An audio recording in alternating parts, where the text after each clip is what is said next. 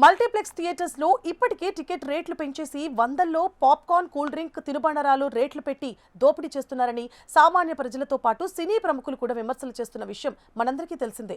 సరదాగా వీకెండ్ లో ఒక సాధారణ మిడిల్ క్లాస్ ఫ్యామిలీ మాల్ కి వెళ్తే 1000 నుండి 2000 వదిలించుకోవాల్సిన పరిస్థితి ఏర్పడింది.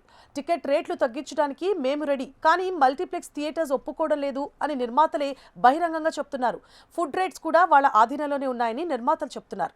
మల్టీప్లెక్స్ల దోపిడీపై ఇప్పటికే నెగిటివిటీ వస్తుండగా ఇప్పుడు మరో కొత్త రకం దోపిడీ మొదలైంది. హైదరాబాద్ ప్రసాద్ ఐమాక్స్ లో మరో 2 కొత్త రకం దోపిడీలు మొదలుపెట్టారు. పార్కింగ్ లోపల ఖాళీ ఉన్నా శుక్రవారం సినిమా రిలీజ్ల సమయంలో ఖాళీ లేదు అని అబద్ధం చెప్తూ బయట వెహికల్ పార్కింగ్ పెట్టి పార్కింగ్ ఫీజు తీసుకుంటున్నారు. మల్టీప్లెక్స్ లో సినిమా చూస్తే పార్కింగ్ ఫీజు లేదు అని కోర్టు ఉత్తర్వులున్నా సినిమాకు వచ్చిన జనాల దగ్గర నుంచి పార్కింగ్ బయట పెట్టి బలవంతంగా డబ్బులు వసూలు చేస్తున్నారు. ఎవరైనా ప్రశ్నించినా అడిగినా సమాధానం చెప్పడానికి కూడా అక్కడ ఎవరు ఉండట్లేదు. నార్త్ వాళ్లను, కేవలం హిందీ మాట్లాడే వాళ్లను సెక్యూరిటీగా పెట్టి మేనేజ్మెంట్, సూపర్వైజర్స్ ఎవరు పట్టించుకోవట్లేదు. పైగా పార్కింగ్ ఫీజు కట్టినా వెహికల్ బాధ్యత మాది కాదు అంటూ బోర్డులు పెట్టడం గమనార్హం. ఇక మరో దోపిడీ అయితే సరికొత్తది. ఎక్కువ మంది మాల్స్ కి సాయంత్రం పూటే వస్తారు. ఆఫీసుల నుంచి, కాలేజీల నుంచి వచ్చే వాళ్ళు ఎక్కువే ఉంటారు. చాలా మంది laptop bags, college bags carry చేస్తూ ఉంటారు.